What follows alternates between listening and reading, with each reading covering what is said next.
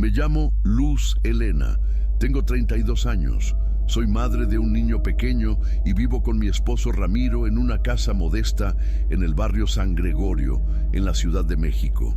Llevábamos alquilando esa casa desde hacía 5 años.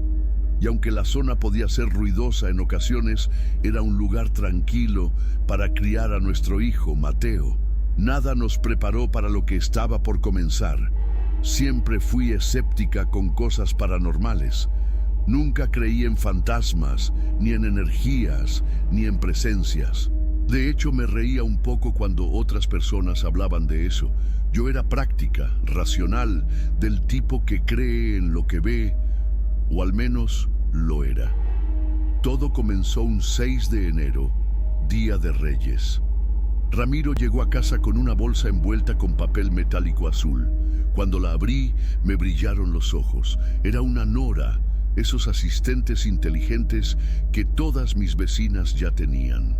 Había estado pidiéndoselo durante meses. Decían que podías poner música, pedir recetas, preguntar cualquier cosa hasta que te contara chistes. Tenía la ilusión de sentirme más moderna, de tener una ayudante en casa como las demás. Ese mismo día la conectamos. Decidimos ponerla en nuestro cuarto, sobre el buró frente a la cama. En la noche, probamos comandos básicos. Le pedimos que pusiera canciones, que contara algo gracioso y hasta Mateo, con sus 5 años, no paraba de reír cada vez que Nora respondía. Fue una velada agradable, familiar, de esas que uno quisiera guardar en una cajita. Pero lo que vino después fue cualquier cosa menos eso. Y si tú eres de los que disfrutan historias como esta, suscríbete al canal, activa la campanita y cuéntanos en los comentarios cuál ha sido la experiencia más aterradora que has vivido. Tal vez, al igual que yo, pensabas que estas cosas no pasaban, pero te aseguro que después de lo que vivimos, ya no me atrevo a reírme de nada. Esa primera noche todo transcurrió bien. Mateo se durmió entre nosotros, riendo aún por las bromas tontas que Nora decía. Ramiro apagó la luz, nos dimos las buenas noches y me dormí pensando en lo útil que sería tener esa voz ayudándonos con las tareas del hogar. Ni en mis peores pensamientos imaginé que esa misma voz, que parecía tan amable, terminaría susurrándome frases que no quería oír. Frases que aún hoy no logro olvidar. Y fue esa misma noche cuando Mateo comenzó a llorar. Serían las 3 en punto cuando escuché los pasos de Mateo apresurados por el pasillo. Entró llorando al cuarto, temblando, con la cara pegada al pijama. No era la primera vez que lo hacía desde que lo habíamos cambiado a su propio cuarto hacía unos meses. Siempre tenía alguna excusa, que había soñado feo, que escuchó un ruido, que extrañaba dormir con nosotros. Pero esa madrugada, su llanto era diferente. No eran lágrimas de berrinche, era miedo real. Lo tomé entre mis brazos y traté de calmarlo. Ramiro también se incorporó, preguntándole qué pasaba. Mateo no respondía, solo sollozaba y se agarraba fuerte de mi cuello. Lo acostamos entre nosotros y mientras intentaba arrullarlo de nuevo, se escuchó claramente un golpe seco que provenía del cuarto de él. Fue como si algo se hubiese caído al suelo, o como si alguien hubiera azotado una puerta. Ramiro reaccionó de inmediato. Agarró su celular para usarlo como linterna y salió del cuarto. Me quedé con el corazón acelerado, abrazando a Mateo mientras escuchaba los pasos de mi esposo revisando toda la casa. No tardó mucho en volver, con el rostro confundido. No hay nada, todo está cerrado. Las ventanas, la puerta, todo en orden, me dijo mientras miraba de reojo a la nora, que permanecía en silencio en el buró. Intentamos no darle más vueltas. Pensamos que quizás había sido un ruido de la calle, o algo que se cayó solo. Pero yo no podía dejar de pensar en lo que había sentido en el cuerpo de mi hijo. Estaba helado, empapado en sudor, y el temblor no se le quitó hasta pasada media hora. Esa misma noche dormimos con la luz encendida. No por él, por mí. Fue la primera vez que tuve esa sensación de que algo dentro de la casa no estaba bien, como si el ambiente se hubiera cargado con algo denso. Aún así, al día siguiente decidimos seguir como si nada. Volvimos a usar la nora, como si todo fuera parte de una noche agitada más con un niño pequeño. Los días siguientes transcurrieron normales. Jugamos con la asistente de voz, pusimos música mientras limpiaba, incluso le pedí recetas nuevas. Me repetía a mí misma que había sido una casualidad, que no debía pensar tonterías. Pero en el fondo, algo ya se había movido dentro de mí. Una parte de mí que no sabía bien por qué, pero ya no dormía con la misma tranquilidad. No sabía que ese golpe, esos pasos y ese llanto eran apenas el inicio de todo lo que vendría, y que aquella voz que parecía tan útil estaba a punto de cambiar nuestras vidas para siempre. Al tercer día, todo parecía haberse calmado. Mateo volvió a dormir en su cuarto, aunque seguía pidiendo que dejáramos la puerta abierta. Yo lo comprendía. También sentía esa incomodidad nueva en el ambiente, pero no decía nada. Quería evitar sembrar miedo en casa. Esa noche me costó conciliar el sueño. Ramiro roncaba leve a mi lado y la habitación estaba en penumbras, solo iluminada por el débil brillo de los botones del televisor apagado. Estaba entre despierta y dormida cuando algo me hizo abrir los ojos. No sé si fue un sonido o un instinto, pero los abrí. Y ahí estaba, una silueta negra e inmóvil justo junto a la mesita donde estaba la nora. No se movía, no hablaba, no respiraba.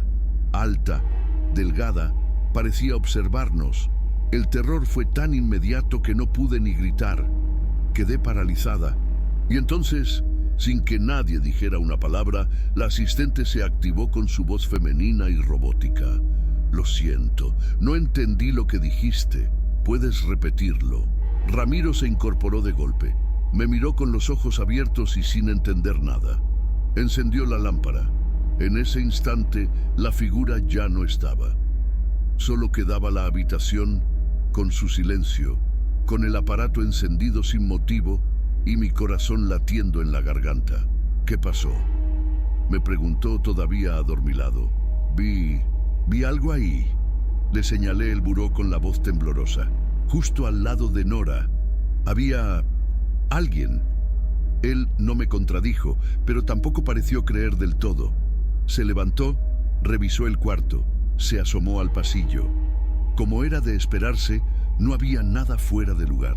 Intentamos volver a dormir, pero yo ya no cerré los ojos. Me quedé mirando fijamente al aparato, que parecía dormido otra vez. Pero ya no lo veía igual. Ya no era un simple dispositivo. Sentía que no estaba sola en la habitación, que no estábamos solos desde hacía días. A la mañana siguiente no mencioné nada. Preparé el desayuno como siempre, llevé a Mateo al kinder, fingí normalidad, pero por dentro no podía borrar esa figura de mi mente. Era imposible. No había sido un sueño, no fue una sombra, fue real. Esa fue la primera noche en que pensé en desconectar el aparato, pero no lo hice. No quería parecer exagerada, no quería asustar a Ramiro ni a Mateo. Me repetí que había sido una alucinación, pero ya lo sabía. Algo empezaba a manifestarse y había comenzado por donde menos esperábamos, por una voz que nosotros mismos invitamos a nuestra casa. Intenté seguir con mi rutina, sin pensar demasiado en lo que había visto. Me convencí de que quizás había estado más cansada de lo que pensaba, pero mi cuerpo no mentía. Me sentía tensa, con el cuello rígido, como si estuviera en alerta constante.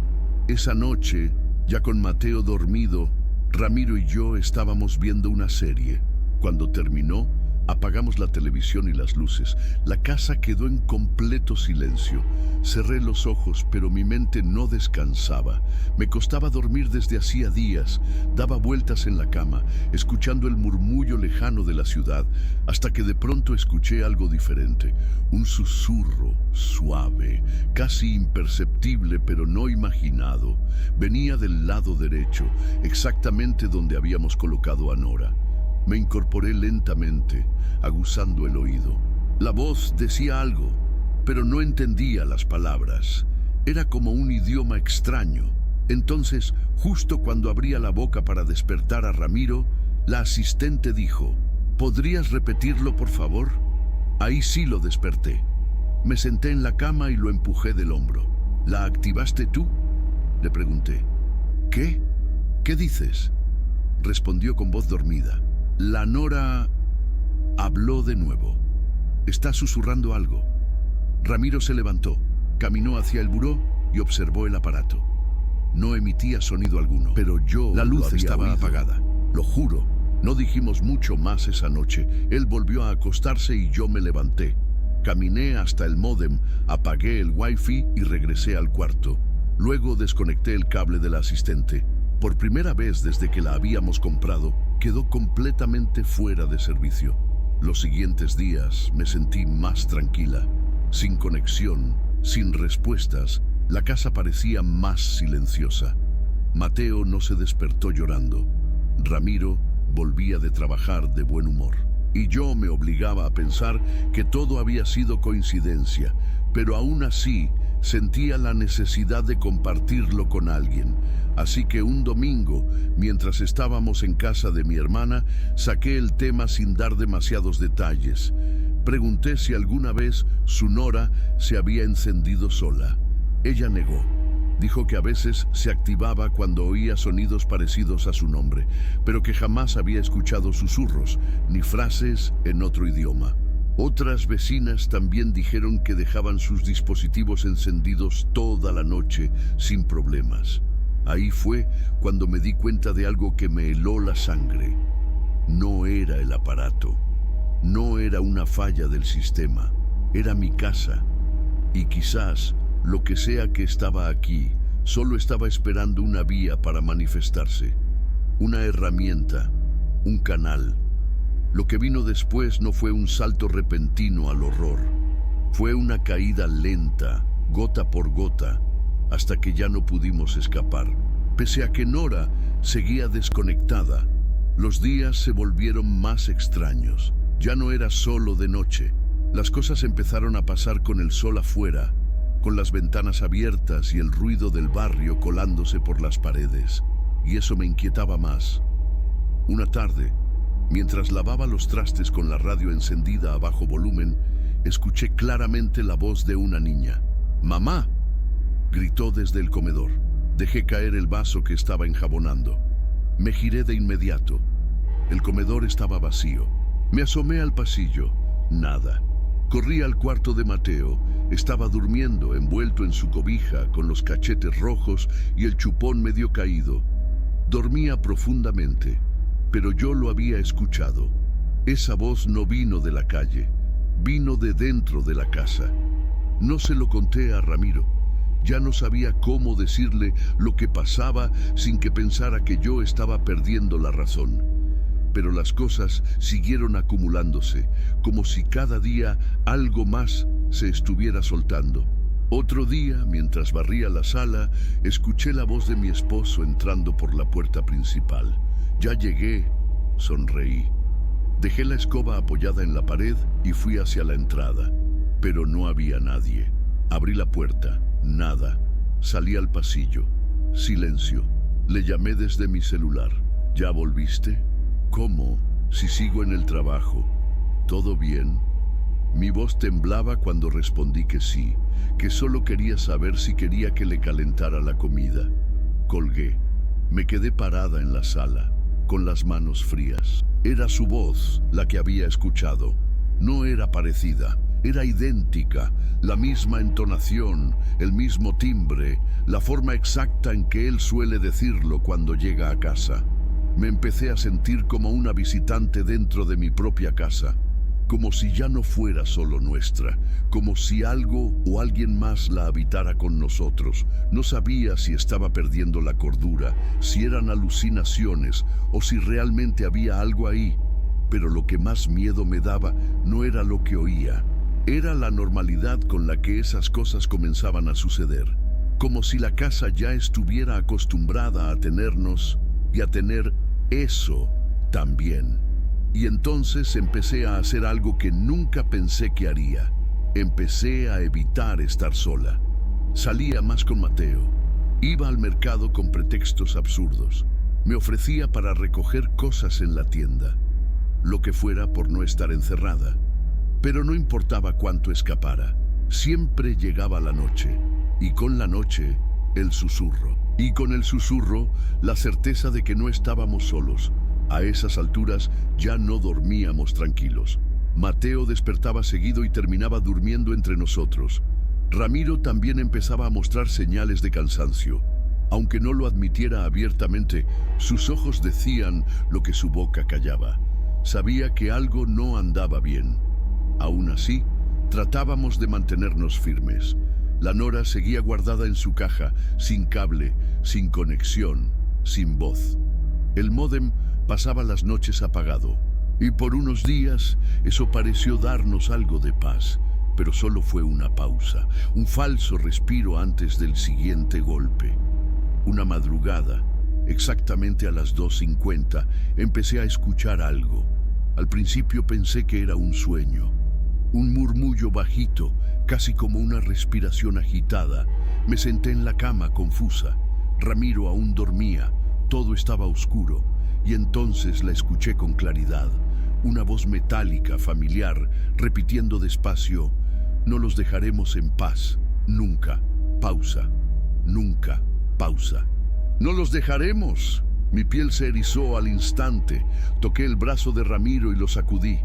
¡Despierta! ¡Está hablando! ¡La Nora está hablando! Él abrió los ojos medio dormido. ¿Qué? ¿Cómo si está desconectada? La frase seguía repitiéndose, una y otra vez.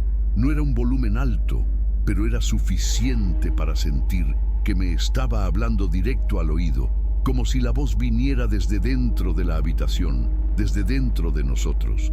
Nos levantamos de golpe, encendimos la luz, caminamos hacia la caja donde estaba guardada la asistente, y ahí, ante nuestros ojos, el dispositivo emitía esa frase sin estar enchufado. Sin red, sin lógica. Ramiro intentó abrir la caja y en ese momento la voz se detuvo. La Nora cayó de lado dentro de su caja, como si algo la hubiera soltado. Y el silencio volvió pesado, espeso. Nos miramos sin palabras. Ni él ni yo teníamos explicación. Ya no se trataba de sugerencias, de luces, de sonidos lejanos. Era una afirmación directa. Una amenaza clara. Decidimos sacar la caja del cuarto. La pusimos en el patio trasero, entre trapos viejos y herramientas oxidadas. A la mañana siguiente no dijimos una sola palabra durante el desayuno. Mateo, ajeno a todo, jugaba con su cereal como si nada. A pesar del miedo, del sinsentido, seguimos fingiendo normalidad. Pero algo dentro de mí se había roto, porque lo supe desde ese instante. Esto no iba a parar, no con desconectarla, no con ignorarla. La voz que oímos esa noche no era de Nora, era algo más, usando su forma, su sonido, su acceso. Algo que ya no necesitaba el wifi para hacerse presente. Y aunque no quería aceptarlo, ya estaba dentro de nuestra casa. Después de aquella madrugada, algo se rompió en nuestra dinámica familiar. La tensión se sentía en el aire, como si la casa misma ya no nos perteneciera. Mateo empezó a tener pesadillas más frecuentes. Se despertaba agitado, sudando, con la mirada perdida, como si viera cosas que nosotros no podíamos ver. Pero lo peor vino cuando, una mañana, mientras lo cambiaba para ir al kinder, noté un moretón en su brazo derecho, a la altura del hombro. Era como si alguien lo hubiera sujetado con fuerza. ¿Te caíste, mi amor?, le pregunté con suavidad. Él bajó la mirada. No dijo nada, solo se encogió de hombros. No quise alarmar a Ramiro. Guardé el dato. Pensé en todo lo que podía ser. Jugando en el parque, un golpe sin querer, algo en la escuela. Me aferré a la lógica. Pero 2 días después, Ramiro amaneció con una marca parecida en la espalda. Unas líneas rojas, como si alguien lo hubiera arañado.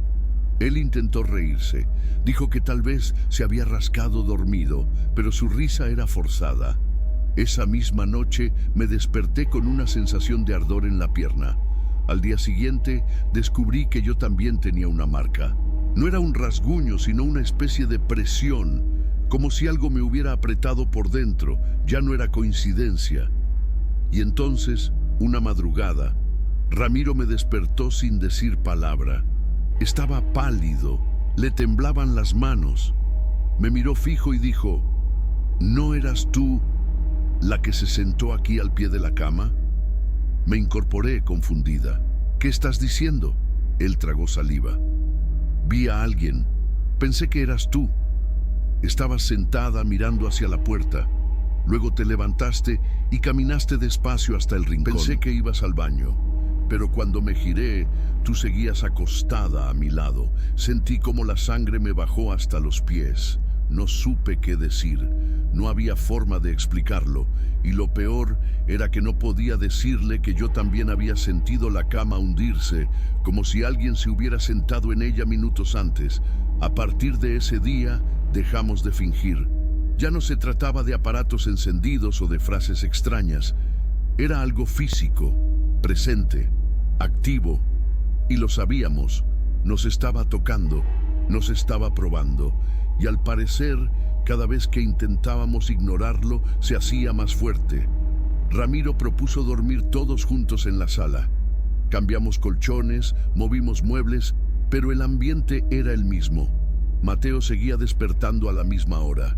Las marcas seguían apareciendo. Yo ya no me sentía madre, ni esposa, me sentía rehén. Y lo peor era que no sabíamos cómo sacar aquello que no habíamos invitado, pero que ya vivía con nosotros. Llegamos a un punto en el que ya no sabíamos qué hacer. Las noches eran una tortura. Dormíamos mal, vivíamos tensos, evitábamos estar solos en casa. Hasta Mateo, con apenas 5 años, parecía entender que algo malo pasaba. Ya no jugaba como antes. Se volvía más callado, más retraído.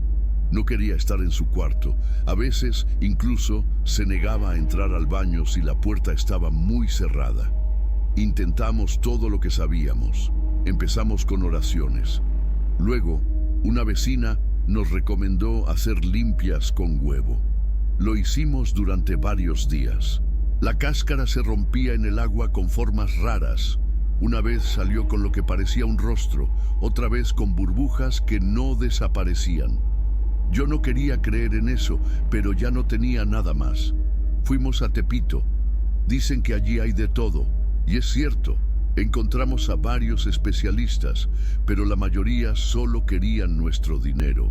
Uno nos pidió una fotografía de Mateo, otro nos cobró una fortuna por una vela bendecida en una cueva secreta. Nada de eso funcionó. De hecho, después de uno de esos rituales, las cosas empeoraron.